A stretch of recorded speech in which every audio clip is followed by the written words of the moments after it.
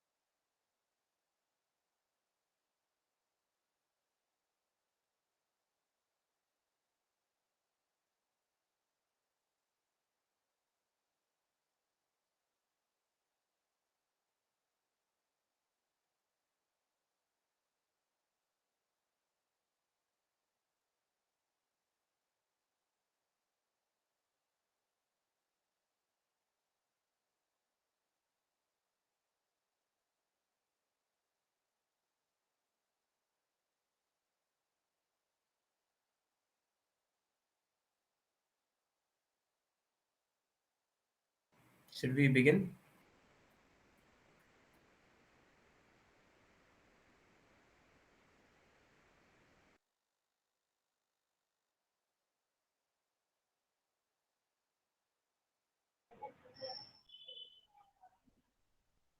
To talk more on this topic, we have our guest speaker, Shivam Chowdhury sir. He holds an MSc Cognitive Science in Brain Computing and Interface and Human-Robot Interaction. Without much delay, let me hand over to you, sir. Thank you, Ashwarya.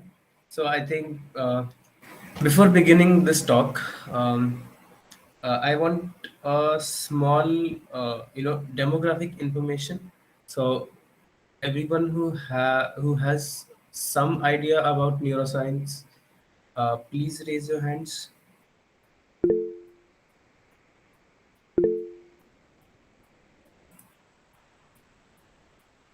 Oh, my voice is breaking.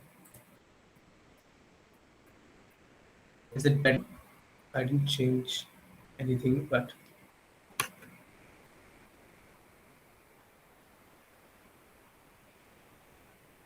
right.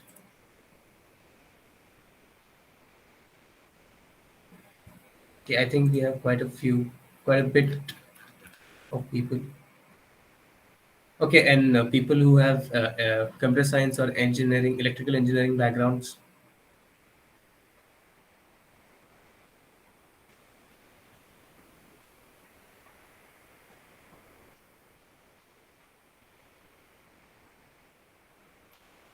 Okay, then. So I'll share my screen now, and we'll begin with the talk.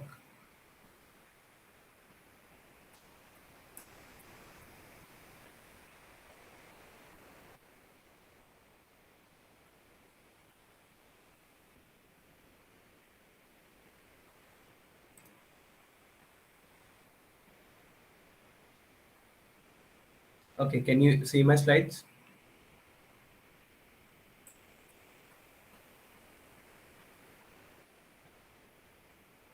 I okay.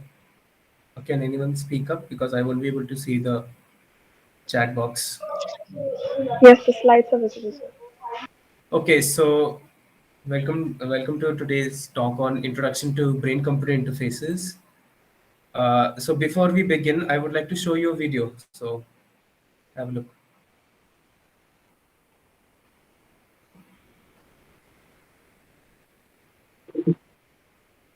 So what is happening here is that the person who's sitting on the chair, the woman, is paralyzed and cannot move her limbs at all. And the technician in the back has installed a invasive brain-computer interface into her cortex, into the brain, and she is able to move this robotic arm by just imagining the movement. Right. So I think this is one of the reasons why we are interested in brain-computer interfaces. And please stop me if you have any questions. Type it in the chat box or just speak up. Okay. All right. So these are the things that I will be sharing about in the coming slides. This is just for my reference. So, okay. So before I get into brain computer interfaces, I would like to tell you some things about neuroscience. So on if you see the left picture, it is the human brain. Our human brain is divided into four major lobes: the frontal lobe, which is the front side, the parietal lobe, which is right over here. If you can see, if you see me also, and the back of our head is the occipital lobe, and on the sides, both the sides, we have the temporal lobe. And in the picture, if you see my laser pointer, this is the brainstem, and connecting to the brain, the brainstem connects the spinal cord and the rest of your brain, and on the back of the head you have the cerebellum. So the entire lobe, these four structures are also called cerebrum or the cortex. So if I say cortex, it means these four structures. So this is here is a picture of a neuron. So A neuron is a functional, is the smallest unit of a human brain. What a neuron does is it collects information from all other neurons from this part of the body of the neuron. These are called the dendrites. It takes the information, computes whatever it has to, and then sends an output signal through the axon. And from these terminals, these are called axon terminals. It dissipates that information. It releases certain chemicals and dissipates that information to other neurons. So the information is sent as an electrical impulse through this axon, and the electrical impulse causes a release of chemicals. So this is called electrochemical reaction. This is called electrochemical signal processing. So how do neurons communicate? As I mentioned in the previous slide, uh, it is these are the electrochemical signals, and they are called action potentials. If you see the picture here, this is a typical action potential. It is also called as a spike. The sensory input from our sensory receptors, be it the ears, the eyes, or touch or heat sensors, send information to the brain using via neurons using action potentials. The brain takes that information, integrates it with the information that it has already stored, and then sends out signals to our through the motor neurons in the form of again action potentials, and that signal stimulates our muscles so that we see the movements that we create in the everyday. So, action potential work on the principle of one or none. So, if it fires, then it sends a signal. How different signals are differentiated is via the frequency of firing. So, if I slightly touch my palm, it will send a low frequency signal to the brain. If I touch it harder, then it will send a high frequency signal. So this is what a typical EEG looks like. EEG stands for electroencephalography, and it is recorded by placing electrodes on the surface of your head. All right, this is a 64 channel EEG headset. So now that you are familiar with basic neuroscience, let's go for some machine learning. These slides won't make you an expert, but in traditional programming, we see I see a hand raised. Grishma, yes.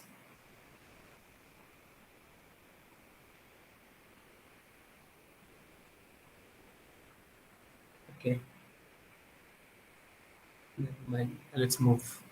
In traditional programming, you provide the data, and you provide the rules, and you get the answer. Like y is equal to mx plus c. M and c. So y is equal to mx plus c is equation of a line, right? So x and y are the two variables. Y is the answer. X is the value that x is the point whose corresponding y value we want, and m and c are the rules how we compute the y coordinate of the x coordinate on a straight line. But something different happens in machine learning. Okay, so we have a question. If a person is doing a particular task, will the brain produce same EEG graph? Yes, definitely. So if I am shown if I am shown a white cross on the middle in the middle of the screen, and watching that will produce same EEG response every time, but you won't be there'll be some random noise in the EEG signal that will hide that same signal. So there's a whole signal processing you have to do and when you do that, you will see that the EEG response is the same. There's a lot of noise that you have to go through, you have to wade through, but it's the same. Okay, did that answer your question?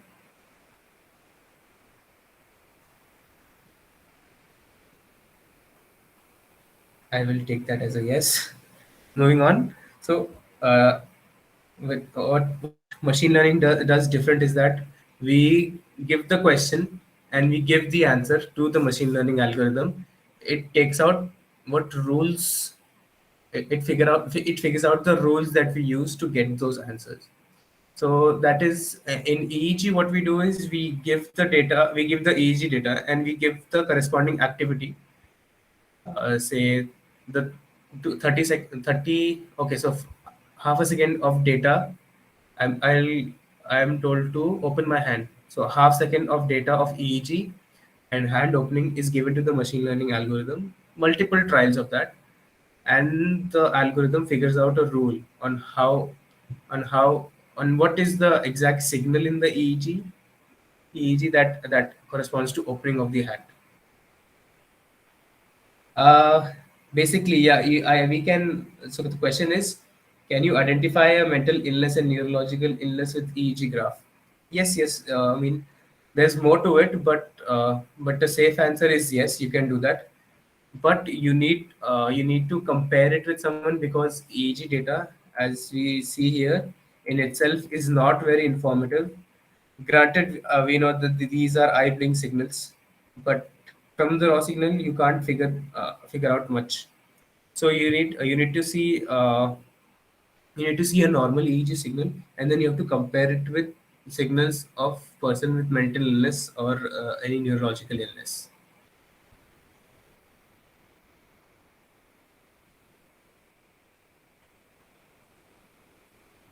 Okay. So machine learning in brain computer interfaces. So there are two phases to it: the training phase, and in the training phase, we have the machine learning model or deep learning. We give the data, we give the brain data, and we give the corresponding labels. As I said, I give the half a second of EEG data to the model, and I tell it that it is hand opening. I also give it the data of hand closing so that it can differentiate, because you need to compare it with something. You cannot absolutely figure out what's going on, because the raw data is very convoluted. So the model will give out the rules with which what it learned, and how to differentiate between the two labels. And in the testing phase,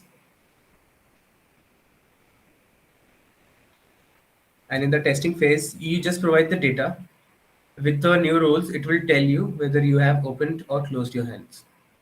Okay. So any questions on these two slides?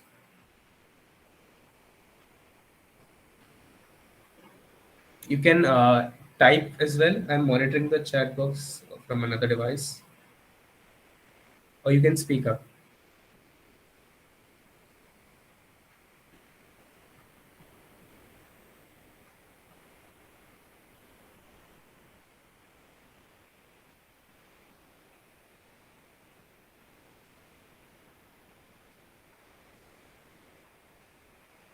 I think that's a question that I can't answer.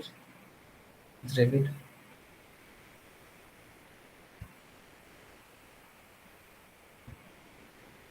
Okay, if we let's move on then. So we move on to, with that basic knowledge of neuroscience and machine learning, let's move on to brain-computer interfaces.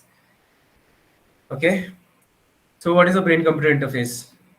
We know that, as I mentioned earlier, our brains, if I want to move a hand, there's a lot of processes going inside my cortex, which will be the motor cortex right over here in the center of your head, and that those signals will go through my spinal cord, through my brainstem, through my spinal cord, through my muscles, and finally to the hand. But what about people who have a spinal cord injury, or people uh, who have a spinal cord injury, or people whose muscles have degenerated, or people with paralysis? So how will they won't be able to do it basically. So brain computer interface bypass the conventional mode of communication and provide a direct control between the human brain and the external devices. Yes, Neuralink also does brain computer interfaces. I think I answered that. I answered your question. Yes. So we bypass the conventional mode. We do not, because we have, suppose I have a spinal cord injury. The communication sent by the command sent by the cortex won't be able to reach my hand. So we bypass that. If you see the picture over here, electrodes are directly implanted to the person's head, and those signals are read by a computer, and they are decoded to give what the person is thinking. So this person who is paralyzed these are the implanted electrodes. This person is writing hello, imagining to write hello, and the computer has decoded using machine learning or deep learning algorithm that this person wants to say hello. Right. So there are many more applications of BCI, say neuroprosthesis. So if these prostheses could be used by amputees, people who have lost their limbs, people with muscle degeneration, or people with spinal cord injuries. They are not able to properly use their hands or limbs in general. So neuroprosthesis helps them regain some autonomy. Assistive devices, you can drive a wheelchair just by your brain signals. Communication, as in the previous slide we saw, person wanted to write hello and he imagined doing that, and we can see that on the computer screen. Assistive devices also include exoskeleton. Exoskeletons would also come under enhancement devices. uh, some of the work that we are doing is on exoskeletons, but we haven't integrated with brain computer interface as of now. We are planning to do that. And rehabilitation. So when a person has stroke, they have they have some chance of regaining part of the control that they have lost in the stroke, but that needs to be done. That is, there is a critical period of about 2 weeks, 2 weeks to 2 months, within which they have to have a physiotherapist to help them regain some control. But with so much population and the dearth of physiotherapists, rehabilitation could happen with a robotic feedback as well. So a person imagines doing something, and the exoskeleton or the robot moves that part of the limb. By this, the axons, the neurons in the limb, are forced to make connections, are forced to remake the severed connections. All right. So these But can are we make an some. extra limb with the help of? Can we make an extra limb using Yes, this definitely. mechanism? But you will have some difficulty, because you have limited capacity in the brain. But actually, How many? Yeah, human brain is only human brain is designed to manage only four limbs. But we need right. to generate an EEG graph for the extra limb. But it is impossible to generate EEG graph for managing the extra limb. But how will we be able to do that? So, I mean, when our genetic predisposition is that we have two hands and two legs. We as Homo sapiens have two hands and two legs, right? So, to incorporate a third hand, we do not. So we can always control it, but not with the dexterity that I can control my fingers right now. So I have to do imagine movements. I have to imagine movements, but not do it with my hand. So you won't be able to use all three of your limbs simultaneously unless you train your brain. So that's called neuroplasticity. Am I clear? Did I answer your question? Yes, but we need to design our brain and train our brain to do that a further task. Yes. Yes. Yes. Yes.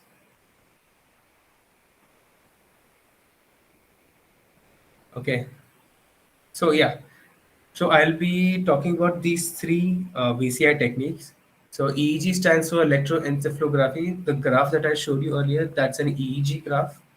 So that records brain waves from directly from your scalp. Okay, so I place EEG caps right on the scalp. I don't have to do anything else. ECOG is electrocorticography, in which you cut open the skull and you place micro electrodes on the surface of the cortex. You remember the cortex, the large portion of the brain. So you place it over there, and this is an invasive technique. And the third is electromyography recording, and these are recordings from directly on your muscles.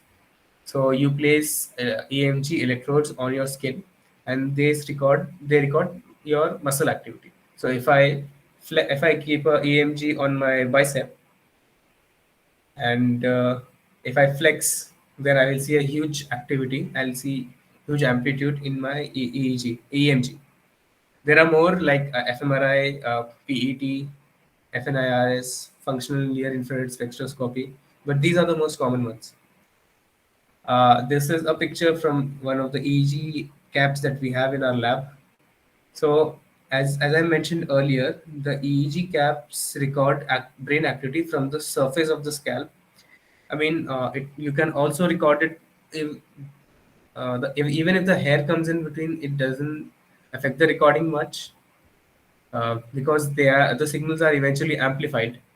It is very, it is used very widely. It is relatively cheap. It has high temporal resolution, meaning you can get activity up to a millisecond, differentiate between activity even if they are milliseconds apart. It is very precise, meaning see the cap is covering the entire brain, meaning we can make inferences about the brain activity. So if I see a huge spike or some activity on this electrode number 21, then I can say that that activity is related to the cortex that lies under that electrode. Okay, so electrocorticography. Uh, so electrocorticography records activity from the surface of the cortex. Like you have to cut open the skull, and then you place electrodes on the surface of the cortex. These recordings are very precise because there's no attenuation, and you get recording directly from the neurons that are present over there. So we place it wherever we want to monitor. We have to surgically open your head, and these are typically done on monkeys. They are done on monkeys because they share similar brain structure. I said similar, not exactly same, because we have similar visual cortex. Visual cortex is a huge covers a huge part of our brain. It has similarities across functions. Um, and we also do electrocorticography on humans. We place corticography on humans, but that can only be done if the person is already undergoing surgery for epilepsy, or they are there to get their brain tumor removed. Okay, so questions are being answered. Other than showing mechanical feats, can we help person share his thoughts or any mind reading applications? Yes, I mean there are EEG devices like Neophony or Muse that tell you the level of attention or meditation, or whether you're meditating or not. Or it also records your eye blinks. EMG. Let's move to EMG. So see the white EMGs. These are single-use EMGs. They are very cheap, and they have spatial resolution. Temporal resolution, meaning that it can record activity if, even even a millisecond, and it can also tell you precisely the location of the activity. So if you want, I'll share the PPT with you all. If you want, you can you can look at the videos from Backyard Brains where they open and close a hand using their EMG signals. It's very interesting. If you want to get started in BCI and have limited budget, then this will be helpful. So BCI is very vast. As I said, Um, I told you about EEG, I told you about ECOG, I told you about EMG as well.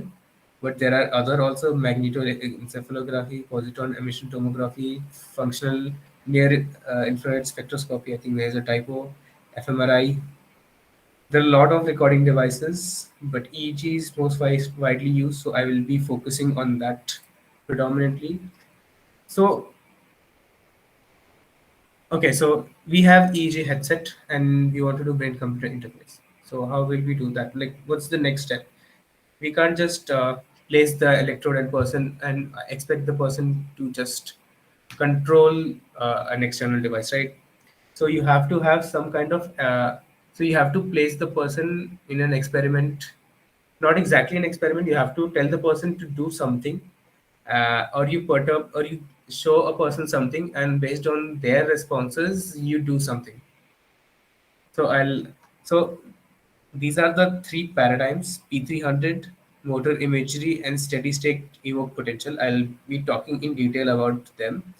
So how P300 works is that P300 gives a positive, huge positive peak.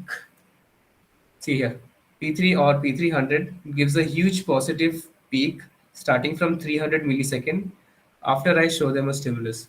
So if I tell you to sit in a chair and I show you a letter A, that is your stimuli. I show you letter A on a monitor screen.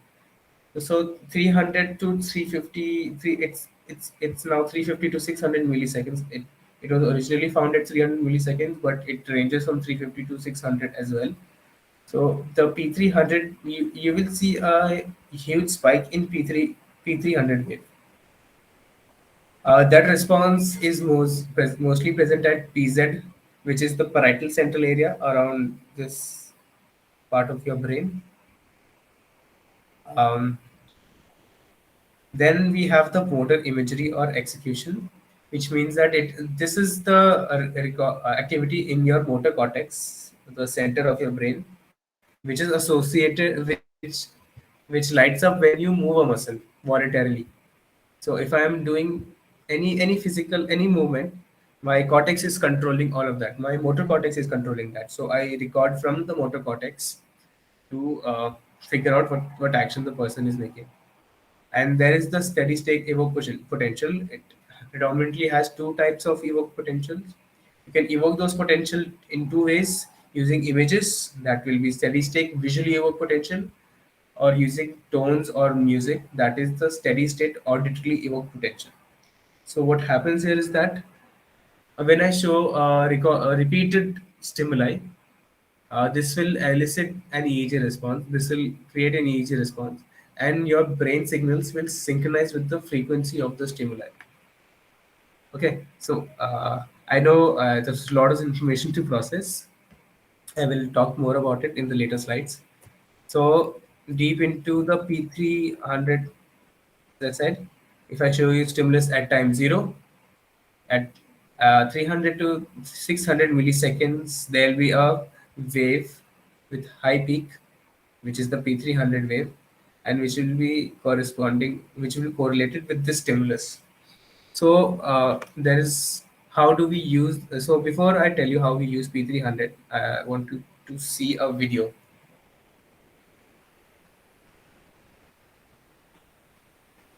See the flashes of rows and columns. That is how P300 speller works.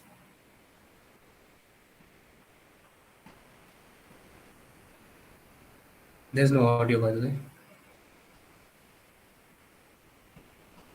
Okay, so what's happening here is that uh, you get a so I told you that we have a peak at P300 at 300 milliseconds after viewing something.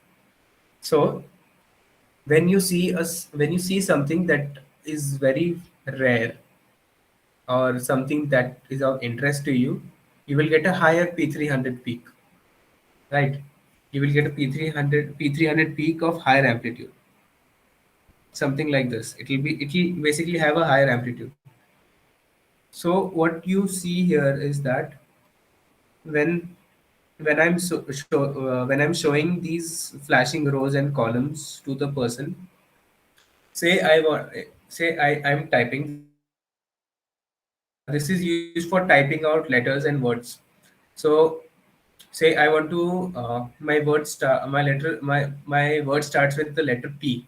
Okay, so I will so this what this speller does is it will flash this column first, then this column, then this column, and then when it comes to this column, which is the column of interest to me because it has P, then you will see a P3. There's you will see a spike in P300 wave.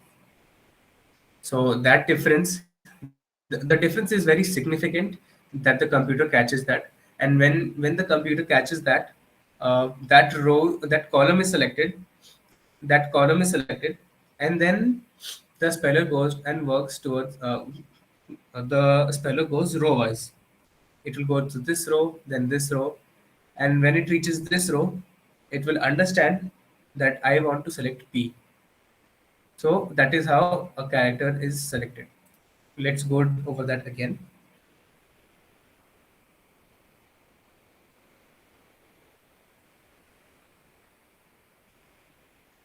Okay. So do you have any questions? We'll take a short Q&A break here. Actually, if the person is generating, when you are showing different columns, when if the column contain P, then the Yeah. person's P300 the value will go up, and when you're showing different rows, if it contain P, Mm. then the peak level will be reached, right? So, Yes. so based on this, a particular EEG graph can be obtained, right? Right. Right. Actually, on basis of it, if we are giving an external stimuli from outside to the brain, which will synchronize with Mm. the brain signals, then we can Mm-hmm. change. We can make the person's brain to develop an unfortunate emotional response when he sees a particular letter. Right. So, I mean, emotions are not that simple. The when an emotion is elicited, it lights up different parts of the brain, and we as neuroscientists or cognitive scientists are still not aware of which which part of the brain is responsible for which emotion. I mean, we have localized it to a certain bit, but to elicit that, we are still not aware. I mean, you don't have to do that much to elicit a negative emotion. You can show them negative images.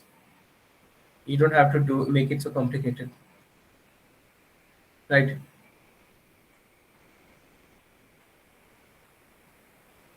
Okay. Did I answer your question? Yes, but can we control a person from outside using giving an external stimuli, I, electrical stimuli? not yet, not yet, and I hope not in the Okay. near future as well. Okay. Okay, so we have another question. This process happened quick? Yes, it is very quick. So it P300 is 300 milliseconds after the stimulus, right? So the rows move after every 600 to 700 milliseconds. The rows change. That's why you see it's happening very quickly.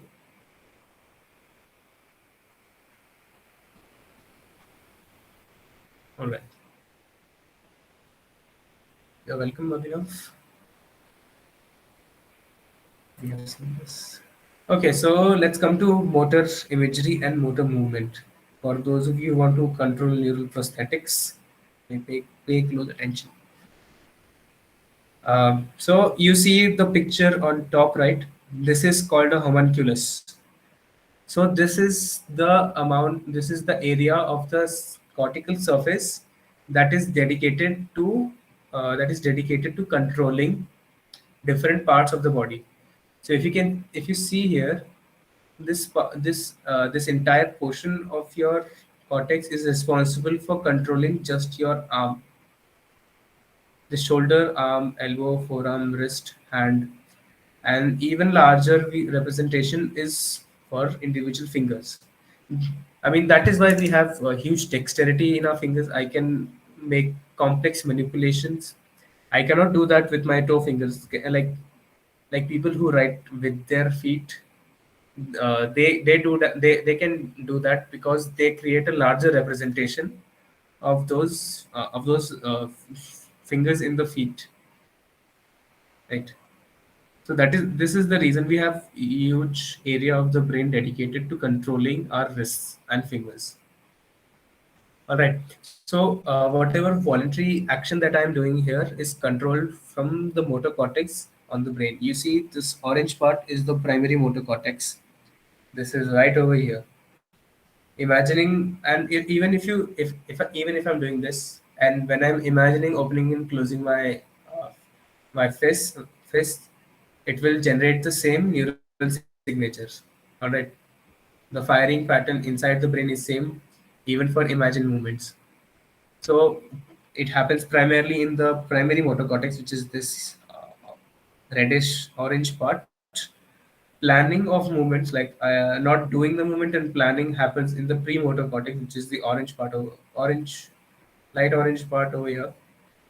So and our limbs have contralateral representation, meaning my right hand is controlled by my left hemisphere, and my left hand is controlled by my right hemisphere.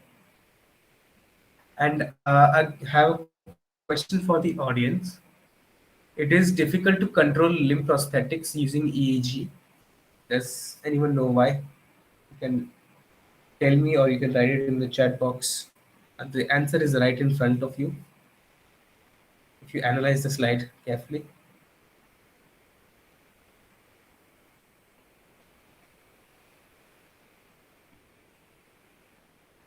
Yes, because imagining movement and this movement has to be imagined first and then it has to be executed. So imagining will have same neural signatures just like that of doing some activity. So if we are imagining taking a ball or if you are doing taking a ball, then both will generate same response. Okay, so I think I have to modify the question here a bit because I think I'm not clear. It is difficult to control your feet prosthetics using EEG. Feet, your leg prosthetics using EEG. Why do you think that is?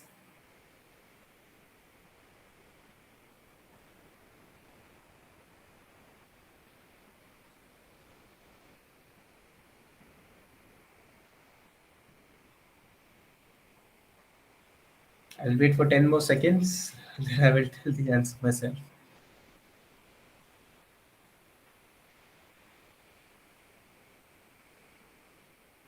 Uh, Krishna, your answer is not correct. It is it is simpler to control your feet than it is to control your hand, because your feet has less degree of freedom than your hand. Of course, there will be a delay, but that delay won't be significant, 20 to 10 to 20 milliseconds. Yes, Kriti, I think you are right, partly right, and Sinchana also is right. So yes. So okay, let me tell you the answer. So what I what we discussed about EEG, it records activity from the surface of the brain, right?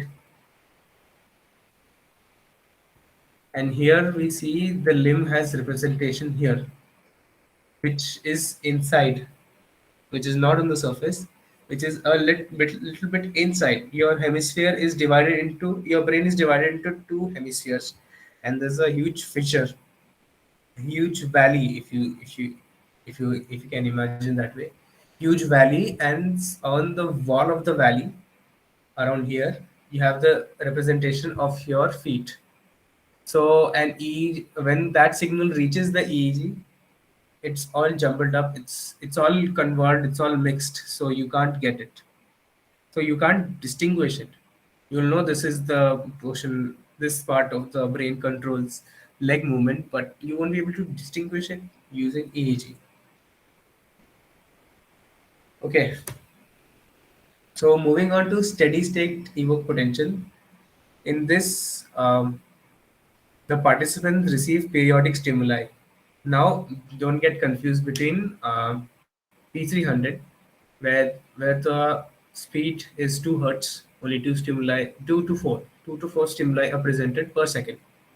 But in steady state evoke potential, the participants receive stimuli periodically at a high frequency, that is above 10 hertz. So that may be presented using flickering light. When your tube light is not working properly, it flickers. So flickering at 40 hertz will sync will work, or you can also use tones of high frequency. So I play a tone of high frequency. This will also synchronize your brain with the stimuli. When you do this, when you present flickering lights or tones, the brain activity and the stimuli start resonating with each other. You must have learned in physics what resonance means. For anyone who has forgotten, resonance is basically When a system vibrates at certain frequency, the nearby, say another system that is influenced by that system, will also start vibrating at that same frequency.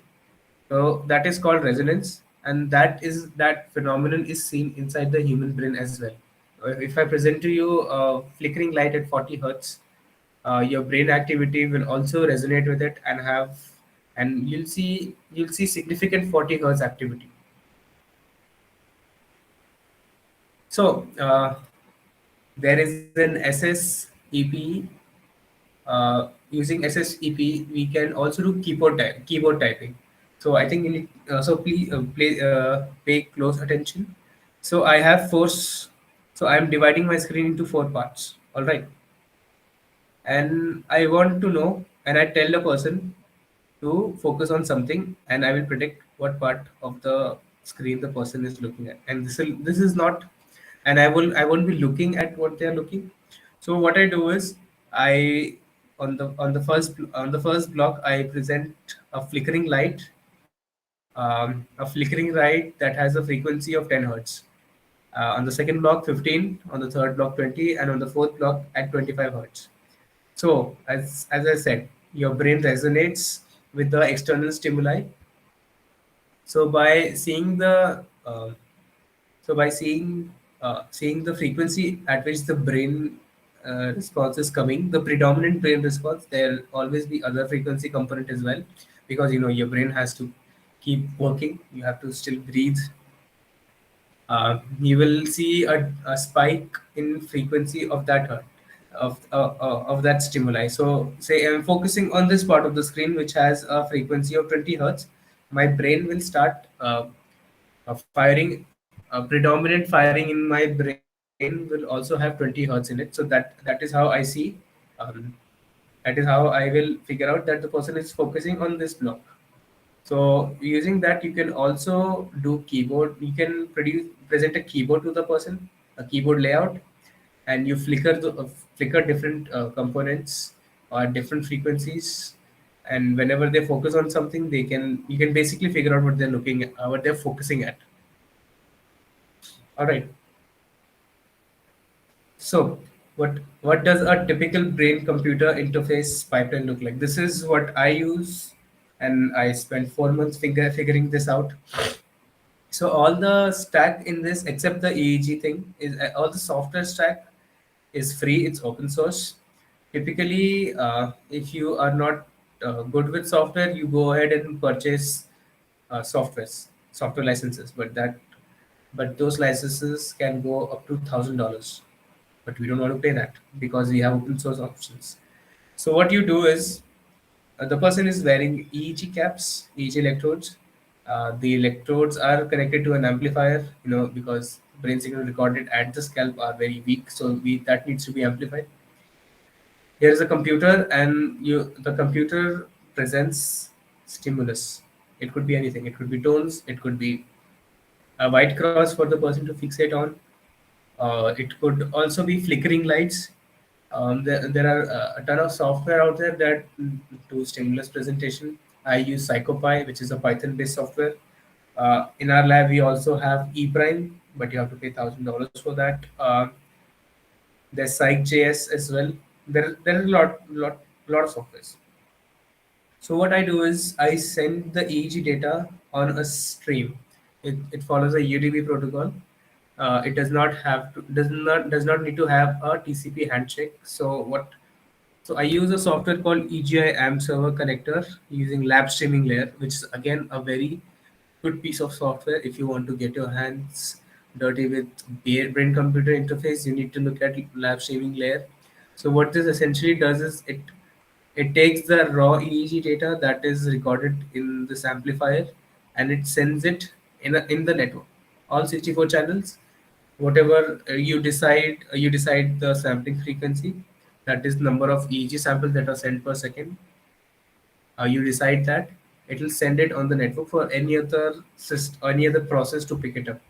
But along with that EEG data, I also send event markers. Right. I need to tell at this point the person I showed person 40 hertz flickering, and at this point of time I showed the person 20 hertz flickering. So that is also important because you have to segregate the data and then use it later for analysis. Okay, so this software along with the PsychoPy, this is PsychoPy and this is lab streaming layer, which is made by UCSD in is short Center for Computational Neuroscience at UCSD, which is University of California, San Diego in the United States. Researchers from that lab have made this software. Um, and then when you send the data on the stream for anyone to capture, there's again I pick up that data using NeuroPipe. You can also do that with another a lab streaming layer provides another software called Lab Recorder for you to record the EEG data along with the event markers. But I personally like to use NeuroPipe, which is visual pipeline builder. Basically, it takes that input data, it shows me, it plots the EEG data and tells me what is going on. I mean, you need, after you get the EEG data, you have to do a lot of pre-processing as well, so like band pass filter, notch filtering, to remove drift, to remove the power line noise. All right, and then it after pre-processing, you can save it to save it to your disk, or you can stream the clean data again. It all depends upon your application. Or using this pipeline, you also can do further processing and you generate classification predictions, left versus right hand. If I'm moving my left hand, if I'm moving my right hand, you can also do that and you can visualize it, and you can further send those left versus right command through the network, which can be picked up by an Arduino board or a Raspberry Pi, which controls the prosthetic hand. You can purchase a prosthetic wrist online for 4,500 rupees. Uh, I am looking to purchase that to integrate it with my experiments. I haven't tested it yet. So yeah, you can send the commands again to Arduino board, which controls motors to move your hand. So this is a typical EEG pipeline. This is what I use. Many people use different pipelines as well.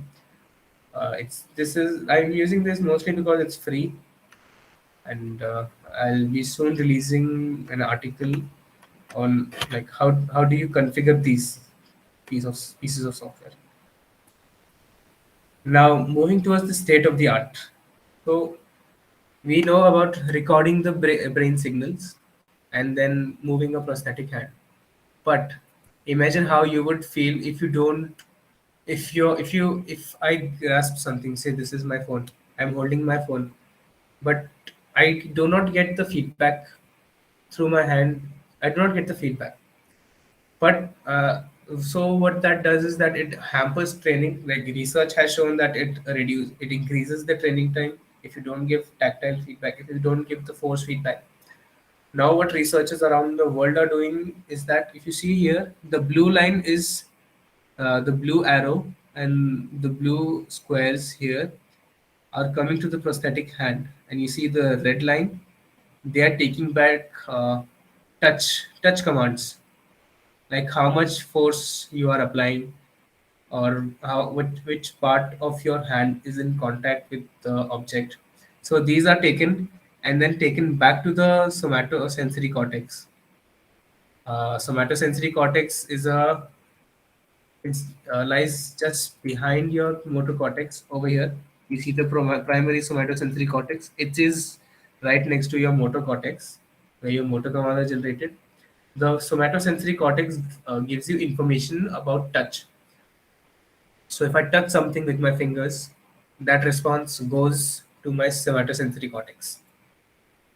Right. So what this brain-computer interface does is it stimulates, or it vibrates, or it gives electrical impulses to your primary somatosensory cortex, which is your input input area basically. So that input information is also given to you. So depending upon the frequency, like I told you, action potential focal frequency. Uh, so depending on the frequency, the person can figure out how much force they are applying, basically. So that is the state of the art work that's going on right now. So if you, so as I said, we are using EEG. I'm using EEG right now. But how then? In that case, if I don't want to go inside the scalp, inside the skull, then how do I give back? How do I give the commands? How do I give the touch sensation? So some labs are using vibrotactile stimulators. Basically, they're attaching vibrators to the part of your hand that is still active, and that sends commands that is still connected to your input areas. So vibrators are connected to your hand and they vibrate, indicating the force or the area of contact, and that stimulates your somatosensory cortex. That is the input cortex. Okay, so that is all for the presentation, and I will summarize what we talked about. In brain-computer interface, we bypass the normal mode of communication between the brain and the muscles. We implant electrodes, we take information, we decode it using machine learning, and then we move something. We looked at some of the common recording techniques, that is ECOG, EEG, EMG. We went over a few brain-computer interface paradigms using EEG signals. We went deeper into the EEG signals part because that is where my expertise lies. So that is where I can give you a lot of information. So we use the P300, we use P300, we use motor imagery, motor execution, and we use the SSVEP. And we also saw what a typical brain-computer interface pipeline looks like, which is right over here. Uh, Thank you for your attention. Any questions? You can note down my email address if you have any follow-up questions that you don't have any at the top of your head. So if there are any more questions, you can ask him directly or you can use the chat box.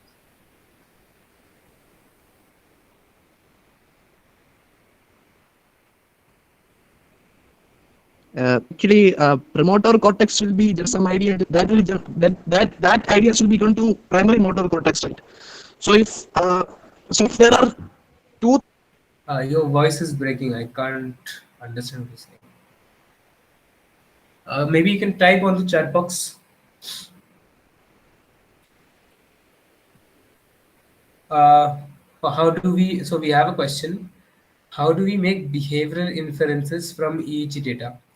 So as I said earlier, the EEG data in itself is like white noise that you see on your old CRT TVs.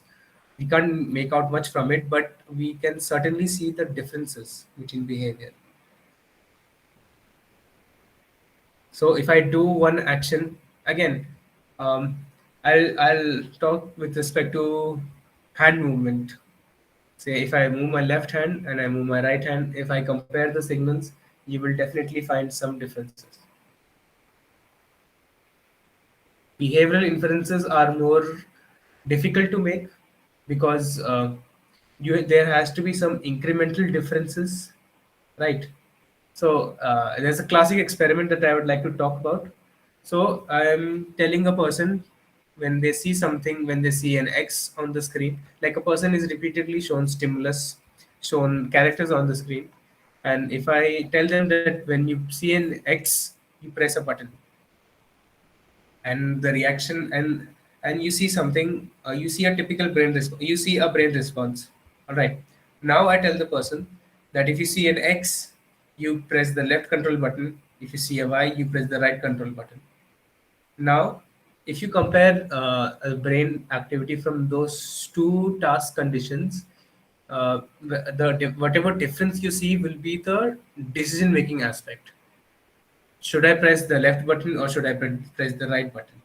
So in that case, your frontal cortex will light up heavily because that's a decision making task under pressure. So that's how we make behavioral inferences. We do small changes in behavior and then we see the differences. I hope I answered your question. Yes. There will be two, and that will be stored in premotor cortex, and based on this, yes, response will be there. Yes, sir. Yes. Yes.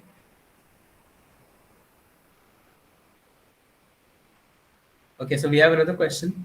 Rather than installing a device directly to brain, is there any way to directly influence a single or a group of nerves of particular region? Yes. We also have TMS.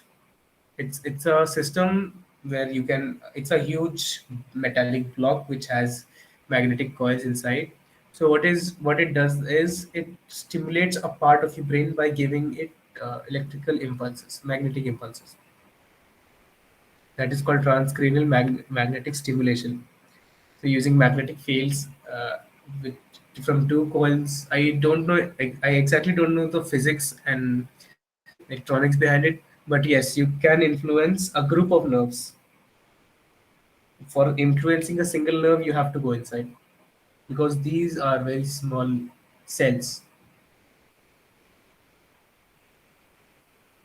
Welcome. So using your brain, can we able to control the other person's action using this method? Uh, that will have several implications. Like you will need ethical.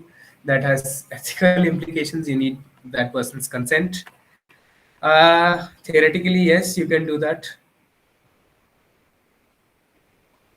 Thank You you, may sir. be able to control.